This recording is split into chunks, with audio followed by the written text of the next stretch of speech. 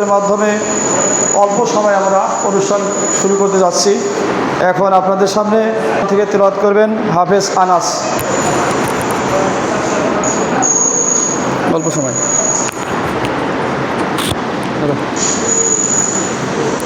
আসসালামু আলাইকুম ওয়া রাহমাতুল্লাহি ওয়া বারাকাতুহু। আউযু বিল্লাহি মিনাশ শাইতানির রাজীম। বিসমিল্লাহির রহমানির রহিম।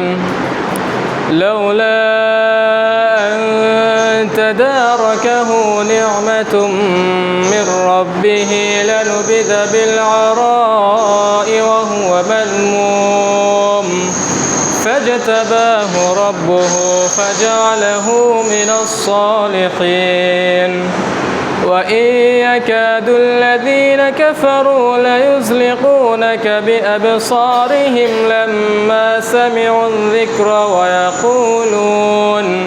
ويقولون إنه لمجنون وما هو إلا ذكر للعالمين. আসসালামু আলাইকুম ওয়া রাহমাতুল্লাহ।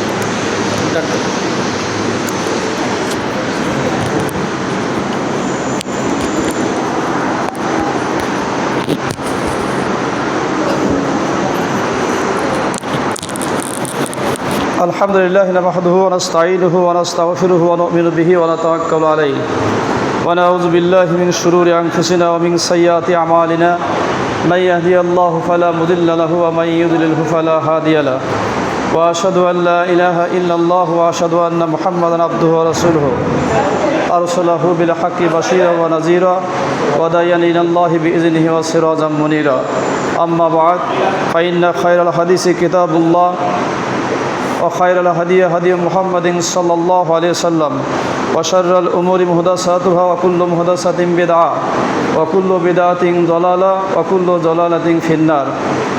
أما بعد فأعوذ بالله من الشيطان الرجيم. يا أيها الذين آمنوا اتقوا الله حق تقاته ولا تموتن إلا وأنتم مسلمون.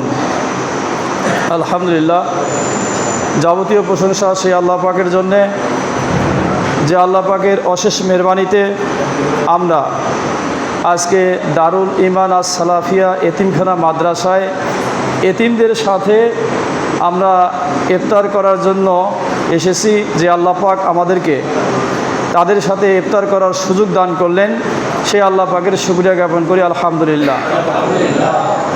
সাইয়্যিদুল মুরসালিন খাতামুন নবীন রহমাতুল্লিল আলামিন জনাবে মুহাম্মদুর রাসূলুল্লাহ সাল্লাল্লাহু আলাইহি সাল্লামের প্রতি অগণিত দরুদ ও সালাম বর্ষিত হোক। আপনাদের সামনে আমি দুই একটা কথা বলবো, তারপরে একজন সৌদি প্রবাসী ভাই আছে, উনি কিছু বলবেন। রমজান মাসটা প্রায় অর্ধেক চলে গেল, তাই না? এই মাসটা কিন্তু আসলে খাওয়া দাওয়ার মাস না। এই মাসটা হচ্ছে মুসলমানদের জন্য, যারা সিয়াম পালন করবে তাদের জন্য একটা সুযোগ। কারণ এই মাস হলো আপনার রহমতের মাস, ক্ষমার মাস, তওবার মাস, কোরআন নাজিলের মাস। আমল আখলাক যত করবেন তত আল্লাহ পাক খুশি হবেন। এই মাসের আমল যে করা হবে সেই আমলগুলি অন্য মাসের তুলনায় অনেক অনেক বেশি নাকি, তাই না? তো আমাদের ছোট্ট আকারে হলেও এই এতিম ভাইদেরকে নিয়ে আমরা 10-15 মিনিট কথা বলি, কি বলেন আপনারা? তো মনে রাখবেন, কিন্তু সামনে রমজান তো চলে যাচ্ছে, কিন্তু আমাদের এত ব্যস্ততা বেড়ে গেছে যে ব্যস্ততার কারণে আমরা আমল করার সুযোগ পাই না, কোরআন তেলাওয়াত করার সুযোগ পাই না, তওবা ইস্তেগফার করার সুযোগ পাই না। মাঝে মাঝে বড় বড় ইফতার মাহফিল হচ্ছে, সেখানে আমরা যাই, এই ট্রেডিশন হয়ে গেছে। কিন্তু আমার যে নিজের আখিরাতের পুঁজি করতে হবে, এই পুঁজির জন্য যে আমাকে সময় ব্যয় করতে হবে, কোরআন তেলাওয়াত, তওবা ইস্তেগফার এগুলো নিয়ে আমাদেরকে পড়ে থাকতে হবে, এগুলো আমাদের দেখার দরকার। কিন্তু দুঃখজনক হলো যে আমাদের চিন্তা চেতনা এখন ভিন্ন। রমজান এসেছে, ব্যস্ততা বেড়ে গেছে, এমন ব্যস্ততা বেড়ে গেছে যে আমাদের সময় হয় না। সময় হয়, দিনের কাজে সময় হয় না। কারণ যে আমরা মৃত্যুকে স্মরণ করা থেকে পিছিয়ে পড়ে আছি, আখেরাতকে স্মরণ করতে পারি করি, মসজিদের জন্য 5,000, কিন্তু 2,000। স্মরণ খুবই কম করে থাকি। আখেরাতে যদি স্মরণ হয়, আমাদের আশা আকাঙ্ক্ষা দুনিয়ার কিন্তু অনেক, আমরা প্রত্যেককেই প্রায় মানুষ এখন দেখবেন তাদের আশা আকাঙ্ক্ষা বিশাল, মনে হয় যে দুনিয়ায় সারা জীবন থাকবে। তাদের আশা আকাঙ্ক্ষা, তাদের দীর্ঘায়ু হওয়া, এগুলি তাদের প্রত্যাশা। আমরা চাই যে আমাদের ছেলে মেয়ে মানুষ হোক, বিশাল ডাক্তার হোক, ইঞ্জিনিয়ার হোক, বাড়ি গাড়ি করব, এই যে আশা, বিশাল আশা নিয়ে পৃথিবীতে আমরা বসবাস। কিন্তু আমাদেরকে যে চলে যেতে হবে, আমাদের যে এখানে বসবাসের জায়গা নয়, এটা কি আমরা ভাবি? একটু চিন্তা করি। যদি একটু চিন্তা করতাম তাহলে আমাদের এই ক্ষণস্থায়ী জীবনের জন্য এত কিছু আমরা আশা আকাঙ্ক্ষা করতে পারি না। আমাদের ডক্টর আসাদুল্লাহ গালিব স্যার বলতেন যে যাদের নিঃশ্বাসের কোনো বিশ্বাস নাই, আমরা যে এখান থেকে বাড়িতে যেতে পারবেন? এই গ্যারান্টি দিতে পারবেন? কেউ দিতে পারবে না। মানুষ যে কখন কে মরে যাবে এটা একমাত্র আল্লাহ পাকেই জানে। এটা যদি আমরা স্মরণ করি তাহলে তো আমাদের এত বড় দীর্ঘায়ু কামনা করা, এত আশা আকাঙ্ক্ষা করা, এটা তো আমাদের পক্ষে সম্ভব না। আল্লাহ পাক তাই বলছেন, জারহুম ইয়াকুলু ওয়া ইয়াতামাত্তাউ ওয়া ইউলহিহুমুল আমাল ফাসাফা ইয়ালামুন। আল্লাহ পাক বলছেন যে ওদেরকে ছেড়ে দাও, ওদেরকে ছেড়ে দাও, জারহুম তাদেরকে ছেড়ে দাও, ওয়া ইয়াকুলু আর তাদেরকে খেতে দাও, খানা পিনা ওরা করতে থাকুক দুনিয়াতে। কেন? আশা আকাঙ্ক্ষা ওদেরকে ভুলিয়ে রাখুক, শীঘ্রই অচিরেই তারা জানতে পারবে, অর্থাৎ এর পরিণাম কি হবে এ জানতে পারবে। পৃথিবীতে ভোগবিলাস নিয়ে আর আশা আকাঙ্ক্ষা নিয়ে ওরা চলছে চলার মতো, কিন্তু একদিন যে দুনিয়া ছেড়ে চলে যেতে হবে সেটা খুব কম তারা আশা পোষণ করে।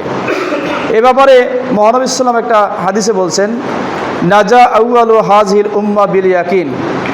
রাসূল সাল্লাল্লাহু আলাইহি ওয়াসাল্লাম বলছেন যে আমার উম্মতের প্রথম জামানার লোক, আমার উম্মতের প্রথম জামানার লোকেরা নাজাত প্রাপ্ত হয়েছে, নাজাত পেয়েছে দুইটি কারণে।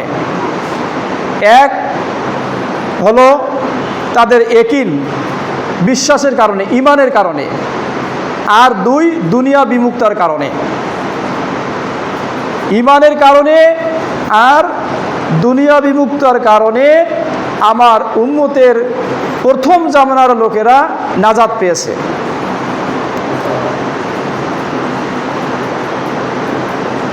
আরেকটা ওয়াজুহুদি ওয়া ইউহলাকা আখিরুহা বিল বুখলি ওয়াল আমাল। আল্লাহ রাসূল বলছেন আর একটা আমার উম্মতের শেষ জামানার লোকেরা, শেষ জামানার মানুষেরা ধ্বংসপ্রাপ্ত হয়েছে দুইটি কারণে। একটা হলো কৃপণতার কারণে, আর একটা হলো বিশাল আশা পোষণ করে, বিশাল আশা যে আমি গাড়ি করব, বাড়ি করব, অমুক করব, তমুক করব, কিন্তু আসলে আমার তো এটা জায়গা না, থাকার এটা জায়গা, ক্ষণস্থায়ী জায়গায় আমার এত আশা হবে কেন? তো দুটি কারণে আগের মানুষ অর্থাৎ সাহাবীরা নাজাত প্রাপ্ত পেয়েছে, আর এখনকার মানুষ অর্থাৎ আমরা, আমাদের দুটি কারণে আমাদের কৃপণতা বেড়ে গেছে, আর একটা বেড়ে গেছে যে আমরা আমাদের আশা খুব বড়, এই আশা আকাঙ্ক্ষার মধ্যেই আমরা ডুবে আছি। এই আশা আকাঙ্ক্ষার কারণে আমরা কি ধ্বংসপ্রাপ্ত হয়েছি। অথচ সাহাবীদের জীবনের দিকে যদি তাকান, ওদের কি জীবন ছিল ওগুলি আলোচনা করার এখন সময় নেই। তবে একটা শুধু উদাহরণ দেই। আবু হুরায়রা রাদিয়াল্লাহু আনহু বলেন, আবু হুরায়রা রাদিয়াল্লাহু আনহু বলেন যে আমি একবার দেখলাম আহলে সুফার 70 জন সাহাবী, ওদেরকে আমি দেখলাম যে ওদের পরনে আমি কখনো দুইটি কাপড় পরতে দেখি নাই। আহলে সুফার 70 জন সাহাবী, যেই সাহাবীদের প্রতি আল্লাহ খুশি, সাহাবীরাও আল্লাহর প্রতি কি খুশি, তাদের জীবন অবস্থা হলো যে দুটো কাপড় আমি পরতে দেখি নাই। দুটো কাপড়, একটা হলো আপনার লুঙ্গি আর একটা হলো চাদর। কোনো কোনো সাহাবীর লুঙ্গি আছে, চাদর নাই, কারো কারো চাদর আছে, লুঙ্গি নাই। এইরকম তাদের জীবনযাপন। এবং কখনো কখনো চাদরটা গায়ে দিত, দিয়ে আর এক হাত দিয়ে ওই চাদরটা ধরতো, হাত দিয়ে ধরতো, কারণ যাতে লজ্জাস্থানটা দেখা না যায়। তাদের জীবনযাপন কেমন ছিল দেখেন। আর আমাদের জীবনযাপন কত কত উন্নত, তারপরে আমাদের আশা আকাঙ্ক্ষা অনেক অনেক। তাই বলা হচ্ছে যারা উম্মতের লোকেরা, প্রথম জামানার লোকেরা নাজাত পেয়েছে, তাদের ঈমান ছিল মজবুত এবং তাদের আশা আকাঙ্ক্ষা ছিল কম, কারণ ক্ষণস্থায়ী জীবনে এত আশা আকাঙ্ক্ষা করার কোনোই দরকার নাই। আর আমার উম্মতের এই জামানার লোকেরা কৃপণতা এত বেড়ে গেছে, ধন সম্পদ বের করতে চায় না। আর একটা হলো যে আশা আকাঙ্ক্ষা অত্যন্ত বড়। আশা আকাঙ্ক্ষা বড় কীভাবে করবেন? আমার যেহেতু এটা থাকার জায়গা নয়, এ ব্যাপারে একবার রাসূলুল্লাহ সাল্লাল্লাহু আলাইহি ওয়াসাল্লাম একবার একটা সফরে গিয়েছিলেন। রাসূলুল্লাহ সাল্লাল্লাহু আলাইহি ওয়াসাল্লাম একবার সফরে গেলেন, সফরে গিয়ে হাজত সারলেন, হাজত সেরে তিনি তায়াম্মুম করলেন। তো আব্দুল্লাহ বিন আব্বাস রাদিয়াল্লাহু আনহু বললেন, জি ইয়া রাসূলুল্লাহ, সামনে তো পানি, তা আপনি তায়াম্মুম করলেন কেন এখন? আর একটু তো এগিয়ে গেলে আমরা পানি পেতাম, সেখানে আমরা উজু করতাম, উজু করে নামাজ পড়তাম। তখন মহানবী সাল্লাম বলছেন যে মা ইউদুরিনি লা আল্লাহ লা আবলুগুহু, যে আমি কিভাবে জানবো মৃত্যুর আসার আগে আমি ওই জায়গায় পৌঁছবো, পানির কাছে যে পৌঁছবো, এই গ্যারান্টি কে দিবে আমাকে? একজন শ্রেষ্ঠ নবী, শ্রেষ্ঠ নেতা মহানবী সাল্লাল্লাহু আলাইহি সাল্লাম, যার হাসরের ময়দানেও দায়িত্ব থাকবে হাউজে কাউসারের, বিভিন্ন শ্রেষ্ঠ নবীর তো জানেন, শ্রেষ্ঠ নবীর আমরা শ্রেষ্ঠ উম্মত। তিনি যদি বলেন যে আমি যে ওখানে গিয়ে তায়াম্মুম না করে যে উজু করব, এই যাওয়ার পথে যে যাবো, যে গিয়ে যে সময়টা লাগবে, এটা কে আমাকে নিশ্চিত করবে যে আমি যাইতে এখানে রাস্তায় মরে যাব না, আমি বেঁচে থাকবো? এই গ্যারান্টি কে দিবে? তাহলে বোঝা গেল আমাদের জীবনটা কত কত ক্ষণস্থায়ী। আমাদের জীবনের কোনো গ্যারান্টি নাই, কখন আমাদের মৃত্যুর ডাক আসে, কখন আমাদেরকে যেতে হবে, এই প্রস্তুত আমাদেরকে সবাইকে থাকতে হবে। সকল অবস্থায় আমাদেরকে, আমরা যেন মুসাফিরের মতো, দুনিয়াটা হলো কি মুসাফিরখানার মতো, যে আমাদের জীবনযাপন এরকম হবে যাতে করে আমরা আখেরাতের জন্য আমরা প্রস্তুত থাকি। দুনিয়াটা হলো কামাইয়ের জায়গা, সেটা হলো আখেরাতের কামাই। সঠিকভাবে যদি আমি, তার মানে কি আমি কি ব্যবসা বাণিজ্য করবো না? তার মানে কি আমি বাড়িঘর করবো না? করব, কিন্তু আমি আখেরাতকে দিব সবচেয়ে বেশি প্রাধান্য। টেনশন এত নেওয়া যাবে না যে একটা বাড়ি আছে, দুইটা বাড়ি করার দরকার নাই। আমার ছেলে মেয়ে আমাকে দিয়েছে, কে ডাক্তার হবে, কে ইঞ্জিনিয়ার হবে, কে কি হবে, আমি চেষ্টা করব, বাকিটা আল্লাহর ইচ্ছা। কিন্তু আপনাকে বানাতেই হবে, এটা আপনি পাইলেন কোথায়? আর আপনি কি যাবেন না? এই দুনিয়া ছেড়ে তো যেতেই হবে। আসুন আখেরাতের সাথে প্রত্যেকটা কাজ আমরা করব ইনশাল্লাহ। কি বলেন আপনারা? ছোট্ট কাজ, আজকের এই যে নেকির কাজ, এই যে এতিম অসহায়দের পাশে থাকা, যে কত নেকির কাজ। আপনাদের এই এলাকায় যারা আছেন, আপনারা থাকবেন ইনশাল্লাহ, ওদেরকে সান্ত্বনা দিবেন। যাদের পিতামাতা নাই, তারাই বোঝে পিতামাতার কি কষ্ট। আমাদের মেয়েরা আমাদের কাছে চায়, আমরা তো দিতে পারি, তাদেরকে আমরা তো দিতে পারি না। এখানে যারা পড়াশোনা করে, যে কয়েকজন ছাত্র, অধিকাংশই এতিম এবং মিসকিন, অসহায়। এদের ওইরকম নাই। এদেরকে আমরা বিভিন্নভাবে মানুষের কাছে পয়সা নিয়ে এসে, মানুষ দিনী ভাইরা দান খয়রাত করে এই প্রতিষ্ঠানটা আমরা এতদূর পর্যন্ত আমরা নিয়ে এসেছি। আমরা আবেদন করব যারা আপনার আশেপাশে আছেন, কিভাবে আমরা তো দূর থেকে আসি, ঢাকা থেকে এসে আমরা তো এখানে কোনো বেনিফিট পাওয়ার জন্য আমরা আসি নাই। একটাই আমাদের আশা যে আখেরাতে যেন আল্লাহ আমাদেরকে একটু নেকি দান করেন, এর ওসিলায় যেন আমাদেরকে মাফ করে দেন, এটাই আমাদের প্রত্যাশা। তো যাই হোক, দীর্ঘ আলোচনা করার এখন সুযোগ নাই। তো এটাই আমরা প্রতিমান হয় যে আমাদের প্রত্যেকটা কাজ আমরা যদি আখেরাতের স্বার্থে করি, তাহলে কোনো সমস্যা থাকে না। আমরা এই এতিমখানা, মাদ্রাসা, এই মসজিদ, এই বিশাল জায়গা, এখানে দেখছেন আপনারা প্রায় এটা 6 বিঘা প্লট। এই জায়গাটা আমাদের আবাদ করতে কত টাকার প্রয়োজন হয় আপনারা জানেন। এটা আমাদের ঘেরাও করতে হবে। পাশে আমাদের এখানে হেফজখানার ক্লাসরুমগুলি একটু ছাদ দিতে হবে। এইগুলো অল্প অল্প করে যদি আপনারা সবাই আমাদের এই প্রতিষ্ঠানের দিকে এগিয়ে আসেন, ইনশাল্লাহ পরকালকে সামনে রেখে যে আমরা এখানে চেষ্টা করছি, কেউ সময় দিবেন, কেউ শ্রম দিবেন, কেউ টাকা পয়সা দিবেন, যার যেটা আছে এভাবে দিয়ে এই প্রতিষ্ঠানকে অগ্রগতি করার জন্য আপনাদের কাছে আমাদের আবেদন। পাশাপাশি আজকের যে ভাই আয়োজন করছেন ওনার জন্য আপনারা দোয়া করবেন যে উনিও ঢাকা থেকে এসে আজকে আপনাদের এই এতিমদের সাথে আমরাও এসেছি যে ইফতার করব, যাতে ইফতার করাইলে নেকি, ইফতার করে যে ইফতার মানে রোজা থেকে যে নেকি পাবে, যে ব্যক্তি ইফতার করলো পরিমাণ নেকি সে পাবে, তাহলে কত বেনিফিট। তো আপনাদের কাছে আমাদের এই মাদ্রাসা পরিচালনার জন্য আমাদের অতিরিক্ত কোনো ফান্ড নাই, আপনারা যা দেন তাই আমরা এটা পরিচালনা করি। আপনাদের কাছে আমাদের একটা ব্যক্ত যে আমাদের এই মাদ্রাসা বর্তমান বাৎসরিক পরিচালনা করতে চাল লাগে প্রায় 36 বস্তা, মাসে 3 বস্তা চাল লাগে। 36 বস্তা চাল আমাদের দরকার এই মাদ্রাসায়। তো 1 বস্তা চালের দাম 3000 টাকা। আপনারা মেহরবানি করে গোপনে আপনারা পরে, আমরা এখন এখানে আমরা উঠাতে চাচ্ছি না, ইনশাল্লাহ হয়ে যাবে, দিবে ইনশাল্লাহ। আপনারা গোপনে আমাদের হাফেজ সাহেব আছে, আমি আছি, আমাদের কাছে লিখে যাবেন যে আমরা 1 বস্তা করে চাল, অলরেডি কয়েক বস্তা 10 বস্তার মতো চাল হয়ে গেছে আলহামদুলিল্লাহ। তো আমরা সবার জন্য দোয়া করব। আপনাদের যারা বন্ধুবান্ধব আছে তাদেরকে দাওয়াত দেবেন এই মাদ্রাসার জন্য, আর বলবেন যে এখানে কিছু রমজানের ফেতরাত চাল আছে, এবং আপনারা ব্যক্তিগতভাবে যদি পারেন কয়েকজন মিলে 1 বস্তা চাল দিলেন। এই রমজান মাস নেকির মাস, এই নেকির মাসে আপনারা কিছু আল্লাহর পথে ব্যয় করার চেষ্টা করেন, এটা আখেরাতে থাকবে ভাই, আখেরাতে জমা হবে। এ বলেই আমি শেষ করছি।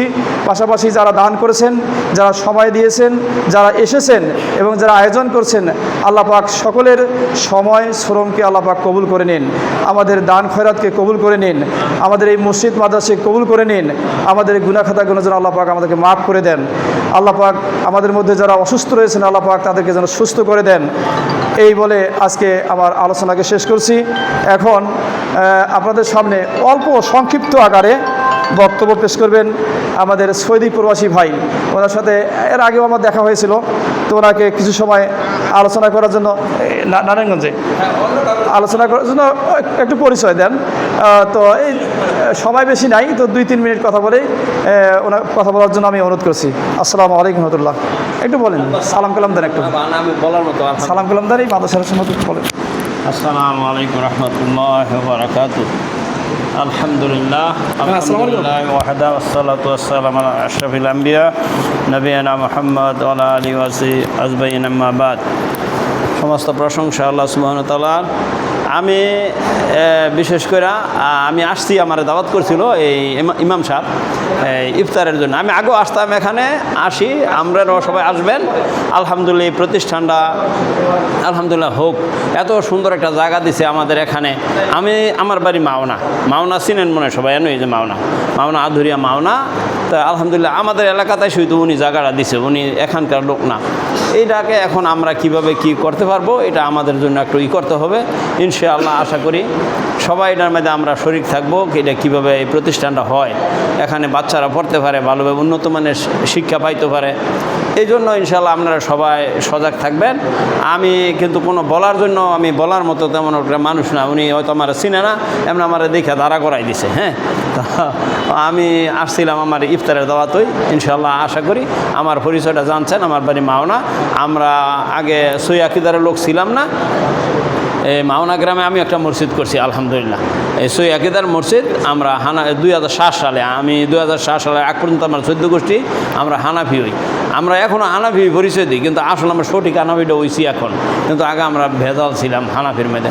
তো এইটাই অনেক লোক এখানে আছে, এই যে আমাদের পারভেজ ভাই যায়, আরও লোক এখানে অনেক লোক যায়। হ্যাঁ, আমার এখানে তো আলহামদুলিল্লাহ সবাইকে আমি বলবো, আমি নিয়ে আসবো ইনশাআল্লাহ। লোকের পরিচয় করাই দেবো, হ্যাঁ জানে সবাই, কিন্তু এখানে আসতেছে না। আজকে জানতাম এমন ইফতারের আয়োজন করছে করে, তা আমি করতাম এমন অল্প লোকের লেগে তো করছে, তা আবার একটা আমরা ইফতার অনুষ্ঠান করবো না, ঠিক না? ইনশাআল্লাহ জাযাকাল্লাহ খায়ের। আমার পরিচয় দিলাম সংক্ষিপ্ত, আমার বাড়ি মাওনা, আমি এখানেই, আমি আমাদের পাশে আসি, ইনশাআল্লাহ থাকবো। জাযাকাল্লাহ খায়ের। আসসালামু আলাইকুম রহমতুল্লাহ।